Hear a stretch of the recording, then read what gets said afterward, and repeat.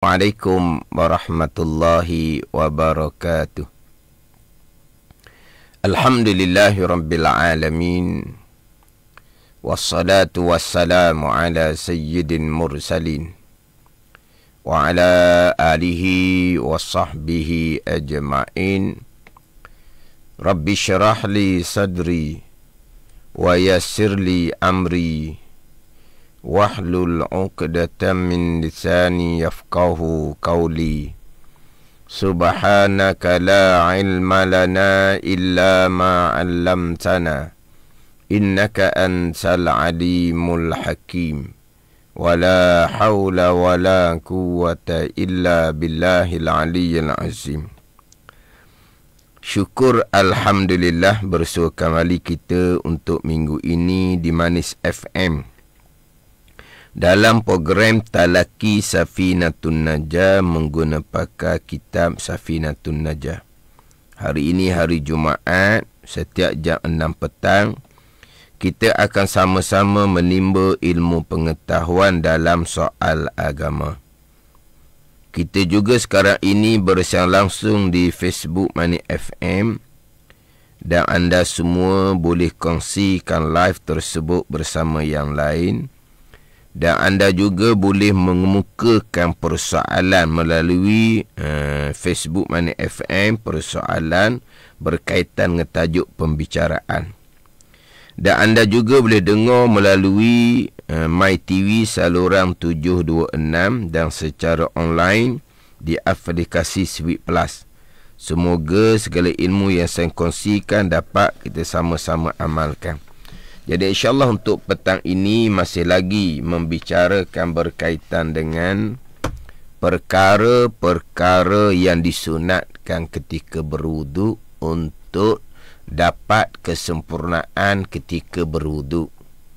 Yang mana kitab Safinatun Najah ditangguhkan sementara selepas membicarakan fardu wuduk yang 6 perkara.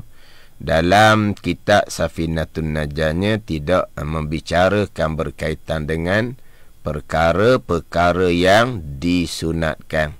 Jadi untuk dapat kesempurnaan di berwuduk, perkara sunat kena jaga molek lah, kena buat serta berdasarkan kepada ilmu.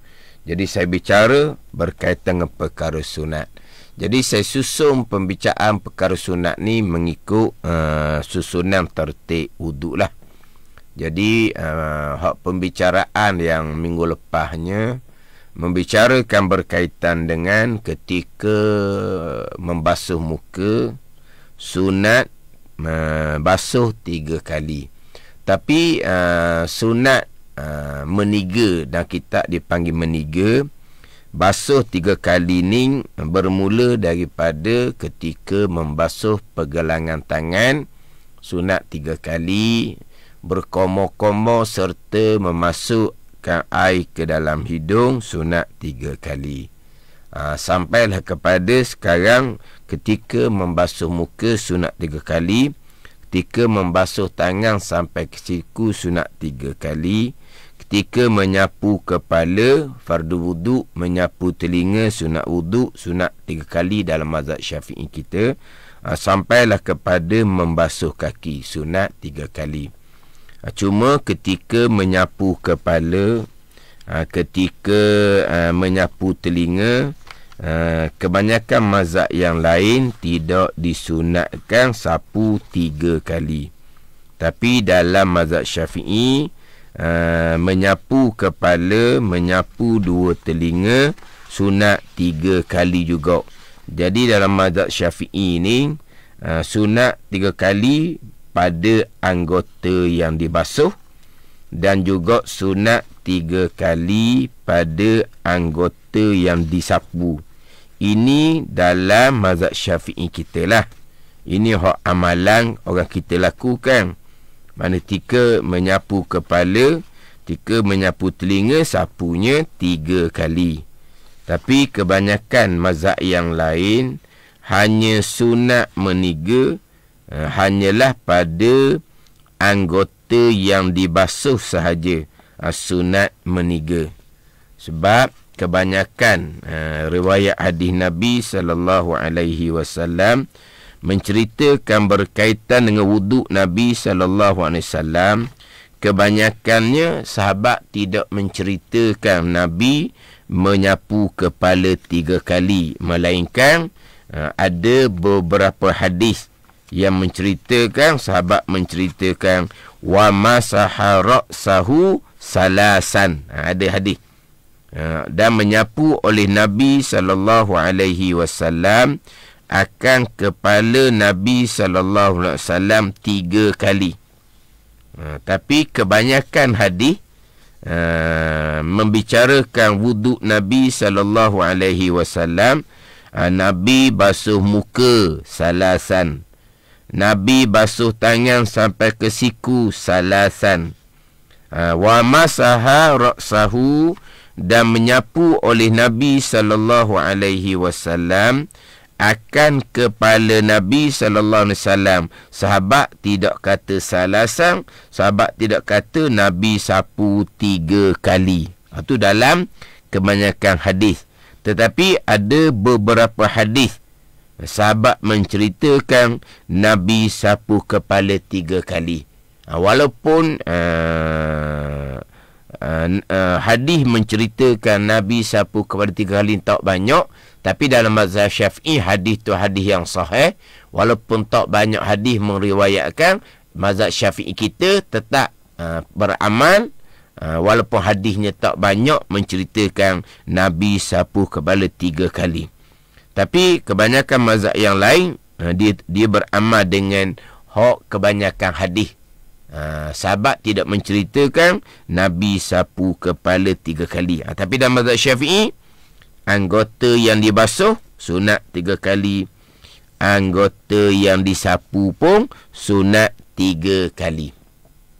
Memanglah kebanyakan sapu ni, kebanyakan sapu memanglah sekali kebanyakannya.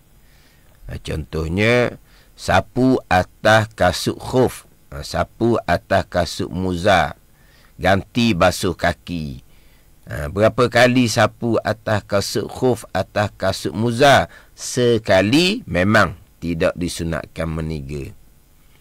Ketika kita berwuduk, di anggota wuduk kita ada pembalut, ada seming.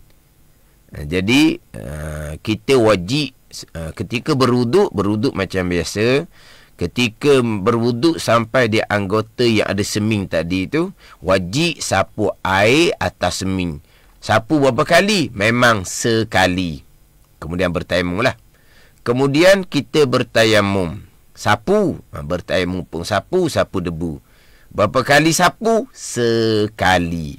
Jadi kebanyakan amalan kitanya kalau sapu hanya sekali. Begitulah.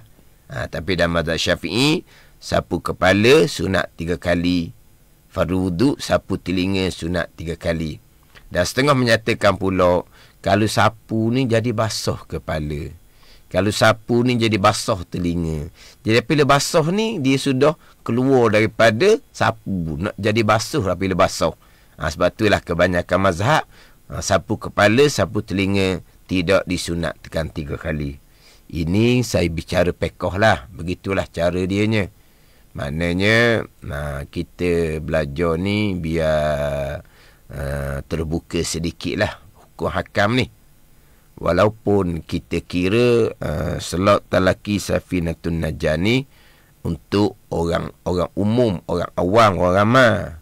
Tapi perlu juga datangkan pandangan mazhab yang lain, sebab terkadang maklumat terbuka, kelas ilmu terbuka, yang mana kadang-kadang didatangkan pandangan mazhab yang lain tetapi tidak dinyatakan itu pandangan mazhab yang lain, akhirnya menimbulkan keliru pada kita.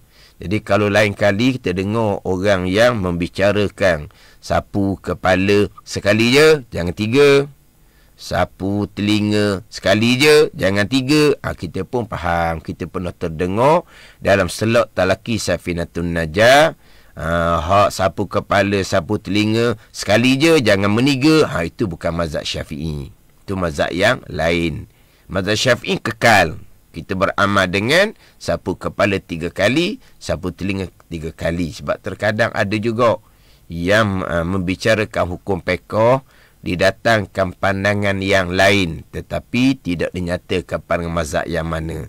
Itu kadang-kadang menimbulkan kekeliruan lah. Jadi apabila keadaan seumpama tu, sebab ilmu jadi terbuka, jadi hukum hakam ni pun seakan buka sedikit lah, sebagai ilmu tambahan. Jadi makna mazhab Syafi'i, anggota yang dibasuh, tu sepakat ulama' lah, buat 3 kali. Anggota yang disapu, kepala dan telinga, mazhab Syafi'i sunat 3 kali juga. Biar sahih gitu, sunat 3 kali juga. Pandangan mazhab yang lain, anggota yang dibasuh je sunat 3 kali. Anggota yang disapu tidak disunatkan 3 kali. Ini sebagai ilmu tambahan. Kemudian minggu lepas saya pergi kepada 3 kali ni. Untuk dapat 3 kali, dengan bahawa kali yang pertama rata. Kali yang pertama rata, maka disunatkan kali yang kedua, Allah Ta'ala akan gandakan pahala. Disunatkan basuh kali ketiga, Allah Ta'ala gandakan pahala. Basuh sekali muka tertunai dah kewajipan. Tapi basuh muka kedua, Allah gandakan pahala, Allah tambahkan pahala. Basuh muka kali 3, Allah tambahkan kepada. Tapi nak dinamakan sekali, hak wajib dah. Sekali tak wajib lah tu, fardu wuduk membasuh muka sekali tu. Nak panggil sekali lepas rata. Macam saya sebut minggu lepas, kalaulah tiba-tiba di pipi kita ada umpama sisi ikan yang kecil, kita selesai dah basuh kakinya, nak semayang, Allah terpandanglah di pipi kita ada sisi ikan. Gitu. Maka kena buang sisi ikan tu, kena ratakan di kulit bawah sisi ikan tu sekali. Rata situ. Hak muka lain rata dah, di tempat sisi ikan ni tak rata. Ni cabut sisi ikan tu, ratakan air di bawah sisi ikan. Maka selesai basuh muka yang pertama yang diwajibkan. Tadi saya buat 3 kali dah basuh muka. Nak 3 kali macam mana sidang pendengar? Sekali pun tak jadi lagi sebab muka tak rata. Bila sekali tak jadi lagi, tak bilang lagi sekali hak wajib, nak timbul nombor 2, nak timbul nombor 3, mari mana? Memanglah kita basuh muka 3 kali dah, tapi sekali tak dapat lagi sebab ada sisik kecil di pipi kita. Sekali belum dapat, dapat yang kedua, nak mari mana nombor 2? Dapat yang ketiga, nak mari mana nombor 3? Sekali pun tak ada. Jadi buang sisi ikan, lepas tu ratakan ratakan di bawah sisi ikan, barulah dapat sekali. Kemudian ratakan air pulak kali yang kedua, kemudian ratakan air pulak kali yang ketiga, sesam muka. Kemudian sambung pulak, basuh tangan sampai siku 3 kali, sapu kepala, sapu telinga, basuh kaki. Tadi saya buat dah basuh tangan sampai siku, sapu kepala apa semua. Kalau muka pun tak terhasil lagi, tak sah lagi muka, basuh tangan sampai siku memang buat dah, tak akan dikira. Sebab fardu wuduk yang ke-6 adalah tertib. Fardu wuduk yang ke-6 adalah tertib.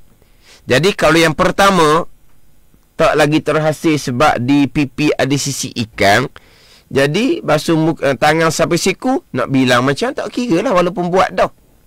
Dia gitu.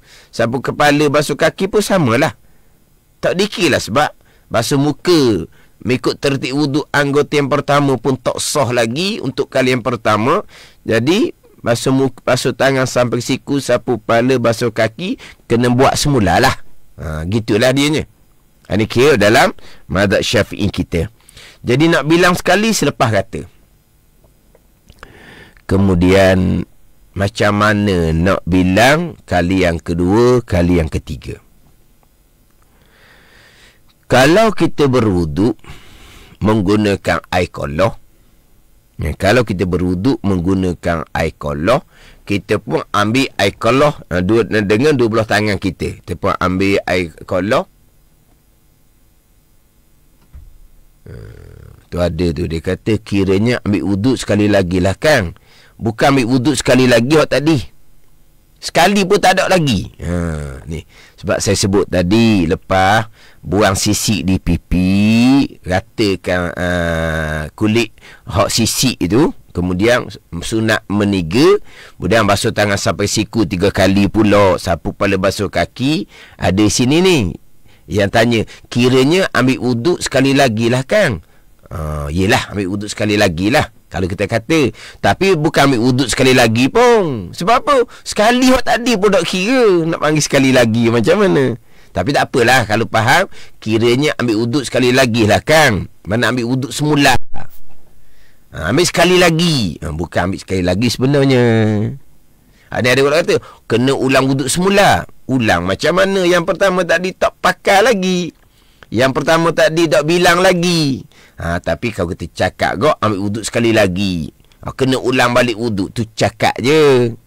Ambil wuduk sekali lagi, ulang ke sekali lagi macam mana? Kali yang pertama pun tak jadi lagi. Ulang macam mana? Kali pertama pun tak kira lagi. Tapi kalau kata ambil wuduk sekali lagi, kita faham dengan kata buat semula, basuh tangan, sapu kepala, basuh kaki, okeylah. Okeylah tu. Padat ni. Kemudian kita nak balik semula ni. Ada dah timbul persoalan muka berminyak macam nak ustaz. Minggu lepas panjang dah bicara. Minggu lepas ada make up macam mana, muka berminyak macam mana. Minggu lepas panjang dah bicara. Make up, muka berminyak. Minggu lepas sidang pendengar. Jadi gitulah. Macam mana saya sebut minggu lepas lah. Live FB. Maknanya kalau kita ketinggalan, kita boleh mengikuti kembali dalam FB Money FM. Jadi usahakanlah jaga istiqamah, sebab pembicaraan kita ni bersambung. Memang saya akan mengulangi satu-satu pembicaraan. Tapi kalau tanya persoalan yang sama minggu lepas, saya ambil dah gambar tadi tu, soalan kata minyak muka berminyak macam mana. Minggu lepas panjang bicara tu. Tak apalah, nanti saya akan respon. Ini saya akan respon berkata muka berminyak. Tu ada kata soal tadi, okey ustaz, nanti saya dengar rakaman. Dah bukan. Memang boleh saya akan ulang balik kata muka berminyak tu.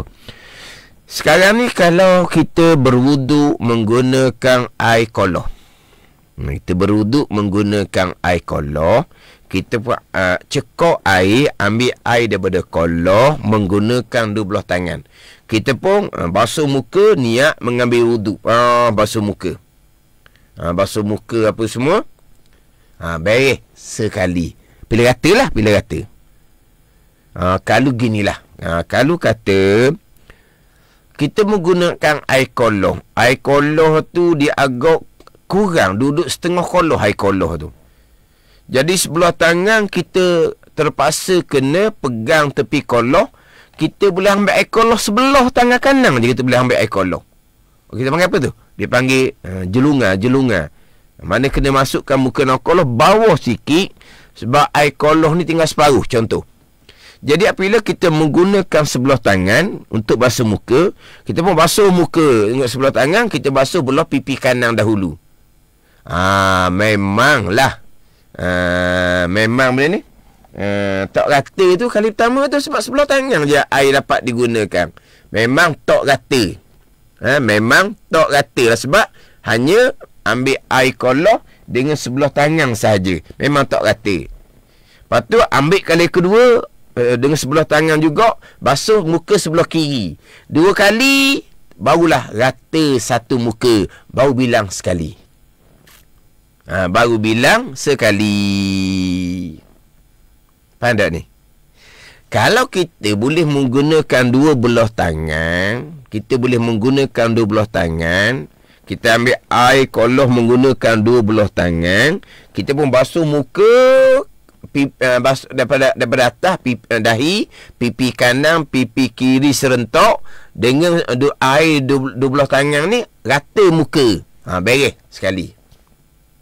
Beres sekali. Saya datangkan masalah tadinya, dia air koloh kurang, air koloh surut. Jadi pada masa ambil air dalam koloh tu, sebelah tangan kiri pegang tepi koloh. Contohlah ni, tangan kanan ambil air koloh sebelah tangan je, maka tak banyak, tak cukup satu muka tu. Dia pun basuh muka niat wuduk, dia hanya boleh membasuh sebelah pipi kanan sampai ke dagu saja. Bilang sekali? Tak bilang sekali, muka tak rata lagi muka. Dia pun ambil air secekok lagi dengan sebelah tangan. Dia pun basuh sebelah kiri, daripada dahi, sebelah kiri, sebelah pipi kiri turun ke dagu. Barulah rata. Buat 2 kali. Rata tu baru bilang sekali hak wajib. Nak dapat kali kedua, dengan sebelah tangan basuh sebelah pipi kanan sekali, kiri sekali, yang kedua. Rata baru bilang yang pertama. Rata baru bilang yang kedua. Rata satu muka baru bilang yang ketiga. Tu.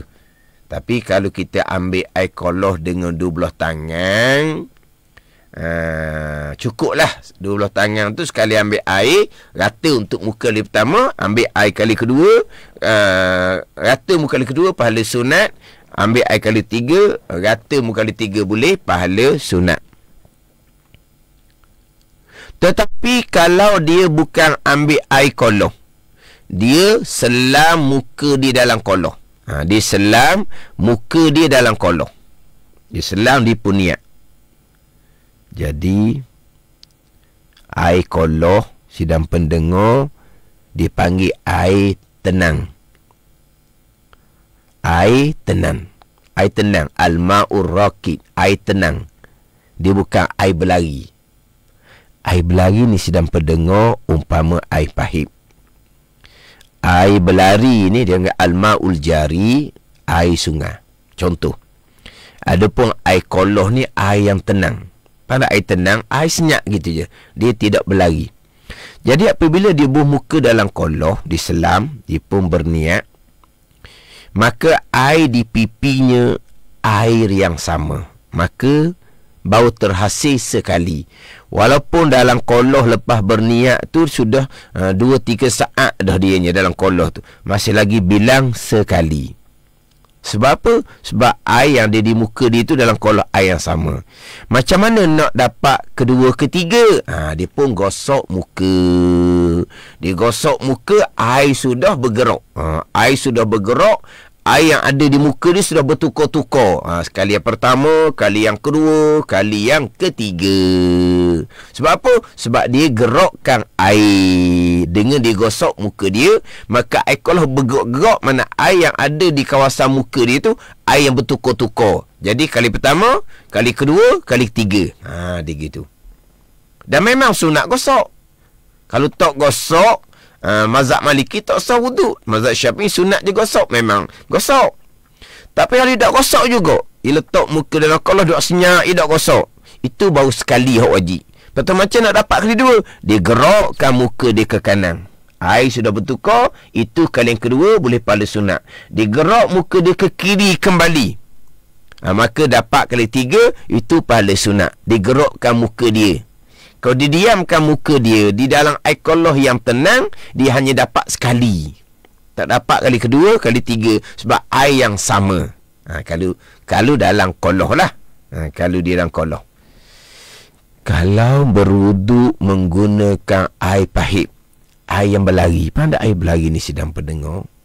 Kita buka air pahit, kita masuk muka kita bawah pahit. Air yang ada di muka kita tu, dalam 2-3 saat tu, berapa kali air dah bertukar ganti. Ada ni. Jadi dia pun masuk muka bawah pahit. Jangan lupalah sunat gosok tu. Kalau kita kata tak gosok, kalau kita kata tak gosok, dia tinggal perkara sunat. Tapi jangan tinggal lah perkara sunat tu. Dia letak muka bawah pahit, dia pun niat mengambil wuduk. air pahit ni sudah meratai muka sekali, 2 kali, 3 kali. Beres dah. Meniga. Dah muka dia duk pahit, tak gerak pun. Muka tak bergerak sedang pendengar, tapi air bertukar ganti. Itu panggil air berlari. Memang muka tidak bergerak, senyap bawah koloh. Bawah koloh pula dah. Senyap bawah pahit. Tapi tak sama dengan muka senyap dalam koloh. Kalau muka senyap dalam koloh, air yang tenang, air yang sama. Nak dapat kedua ketiga macam mana? Adapun muka letak bawah pahit, senyap bawah pahit, walaupun muka tu diam, tapi air diam ke? Air berlari tu dia panggil. Air sudah bertukar-tukar. Maknanya kali kedua, kali tiga ni 2-3 saat je air berlari tu, air mengalir tu. Faham tak ni? Sebab tambahan kalau gosok pula, dia masuk muka bawah pahit, dia gosok sekali, 2 kali, 3 kali tu, 2-3 saat je sudah terhasil 3 kali yang disunatkan. Sebab ada yang penuh dululah, yang mengajar juga ni. Dia kata kalau letak muka bawah pahit, kita tidak keluarkan muka daripada pahit, kita tak dapat pahala kali yang kedua, kali yang ketiga. Sebab muka duduk bawah pahit, senyap je. Sekalilah dia kata. Tak jadi kedua, ketiga. Sebab muka senyap bawah pahit. Muka senyap bawah pahit. Muka diam bawah pahit. Tapi air diam. Air macam air koloh ke air pahit? Air berlari. Air mengalir.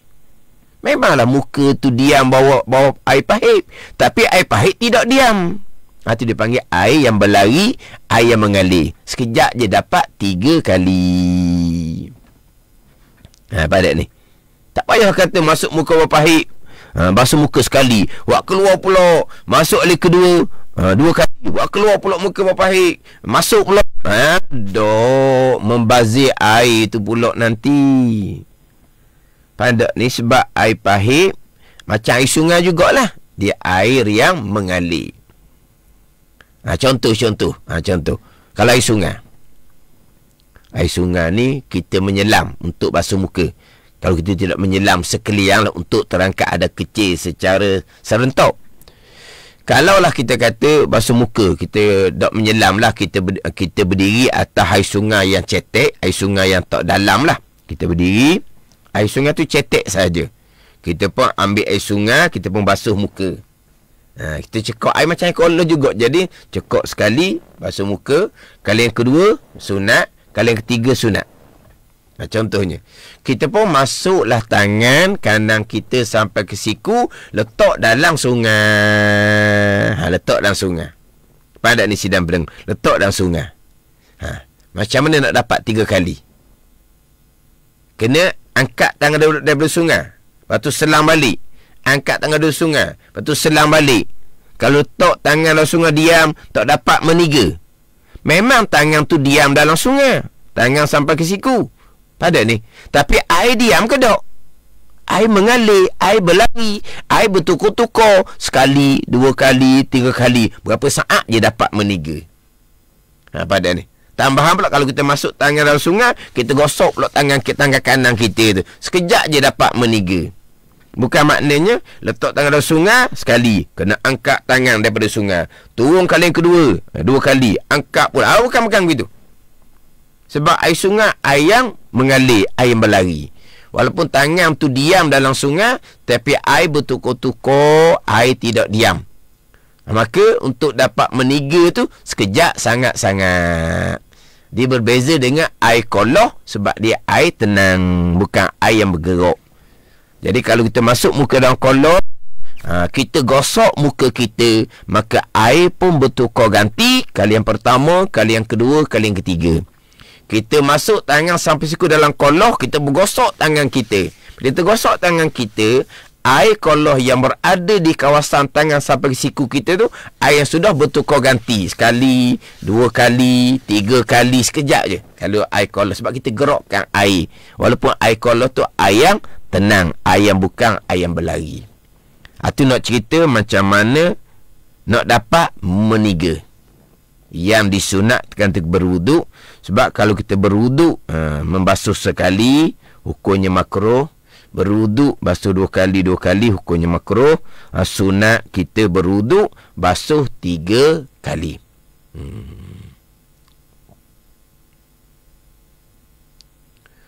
Ni sama juga kan, kalau hulukan tangan bawa air pahit, tak perlu larikan tangan untuk dapat meniga. Yelah, untuk dapat meniga air pahit, kita tak larikan tangan, air berlari, air lain-lain. Dia pernah terfikir adakah perlu larikan tangan. Sekarang ni tangan bawa pahit, air bertukar-tukar. Pada ni sekali air, sekali tu rata sekejap sangat je air pahit ni nak meratakan tangan sampai ke siku. Yang kedua tu, satu saya kata berapa saat je selesai basuh tangan sampai ke siku, meniga. Sebab air pahit, air yang bertukar-tukar. Habislah. Banyak lagi kita ni sunat wuduk ni. Untuk minggu ni berkali padam meniga je berkali. Kemudian tadi ada masa sikit lagi.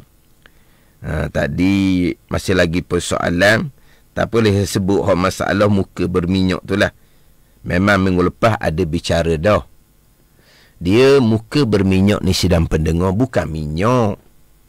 Dan tak ni, tak ada ubah minyak muka. Muka berminyak ni sebab dia berpeluh-peluh. Nampak muka dia macam berminyak. Yang ada di muka dia bukan minyak.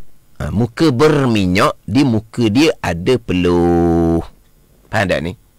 Jadi ketika dia membasuh muka, jadi air wuduk muka yang pertama tu bercampur dengan air peluh. Berminyak tu lah. Bercampur dengan air peluh. Peluh-peluh ni benda yang suci. Peluh ni bukan benda najis. Maklumlah. Peluh ni benda yang suci. Jadi air wuduk muka kita bercampur dengan peluh di muka kita. Berubah dah air yang ada di muka kita dengan peluh tu? Berubah. Banyak tak berubah? Allah tahu kan, banyak peluh, bukannya banyak sangat. Maka berubah yang sedikit di muka kita, air wuduk di muka kita kekal air mutlak untuk mengangkat hadas kecil di muka. Sebab muka berpeluh itu minyak. Muka kita berminyak, bukan minyak di muka, tapi ada peluh, air peluh di muka. Jadi air peluh di muka ni ketika kita basuh muka, dia sudah bercampur dengan air mutlak yang kita gunakan untuk basuh muka. Berubah dah air mutlak dengan peluh tu? Berubah lah dengan peluh tu.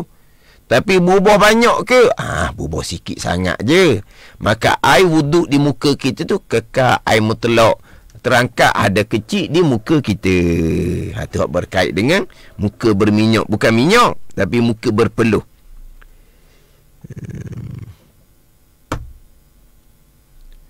Apa tu berkait dengan sisi ikan ni. Masih lagi ada satu soalan. Saya faham maksud Ustaz, basuh tempat yang ada bekas sisi ikan tu je ke? Betul ke paham saya ni? Sekarang ni kawasan muka yang lain air rata. Kawasan muka yang lain air rata. Yang tak rata air di tempat sisi. Jadi dia pun cabut sisi, dia pun basuh tempat sisi tu. Maka dapatlah sekali dengan basuh kawasan muka yang lain, hok buat awal-awal tadi. Padat ni. Dibuang sisi di muka, dibasuh sekali di tempat sisi, hok kawasan muka yang lain sudah basuh molek-molek dah sebelum tu. Jadi basuh, dibuang sisi, basuh kulit bawah sisi. Barulah dapat sekali. Menambahlah basuh muka sekalian muka untuk dapat sunat kali yang kedua. Basuh sekalian muka untuk dapat sunat kali yang ketiga. Tapi untuk kali yang pertama, muka kawasan lain sudah rata air. Cuma di kulit bawah sisi je tak kena air. Buang sisi, ratakan di bawah sisi tu sudahlah. Kalau nak basuh semua pun basuh, tak ada salah. Tapi nak ceritanya, basuh bawah sisi tu, terhasillah basuh muka lagi pertama hak wajib. Barulah basuh sekalian muka untuk dapat sunat kali yang kedua. Basuh muka kali ketiga sekalian untuk dapat pahala sunat meniga. Ni hak saya respon hak soalan yang masuk sebelum ni. Kemudian kita pergi lagi hak berkaitan dengan sunat meniga ni. Dia sunat meniga ni, ada ketika kita sunat tidak meniga. Ada ketika sunat kita tidak meniga. Mana apa ni? Kita basuh muka sekali, sesar. Basuh tangan sampai ke siku sekali, sesar.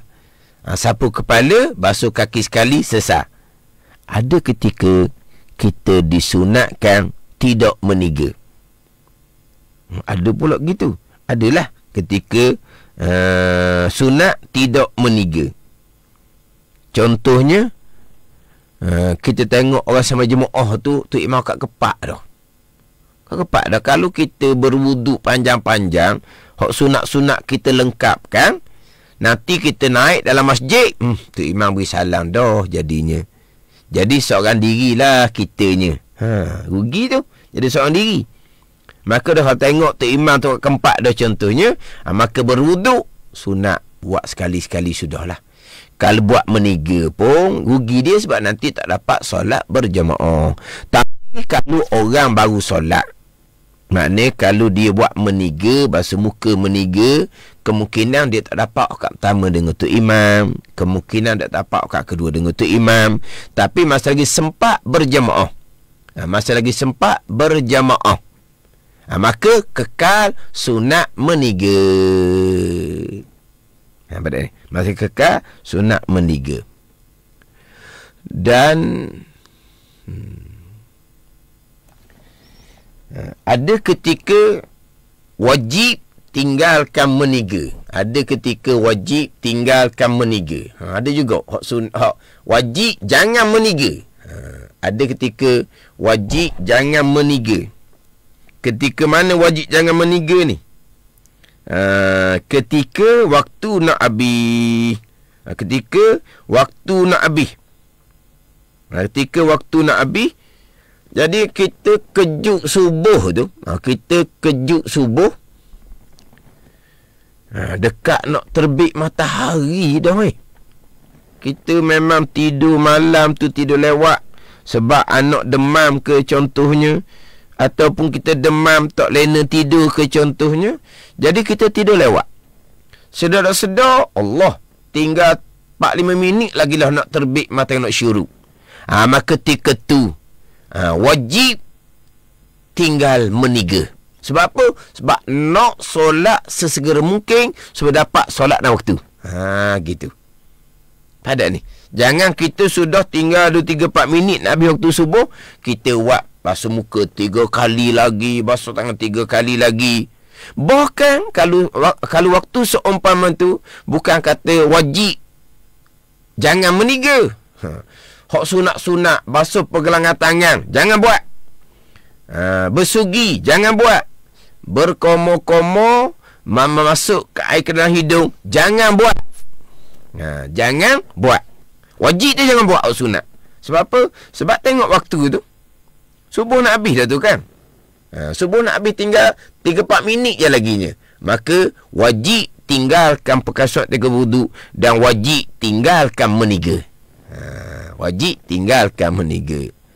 Atau ada kata dok gosok gigi lagi. Dok gosok gigi. Untuk semai subuh lewat dah ni. Subuh lewat dah. Sebab apa? Nak syuruk dah ni. Kita terkejut lewat.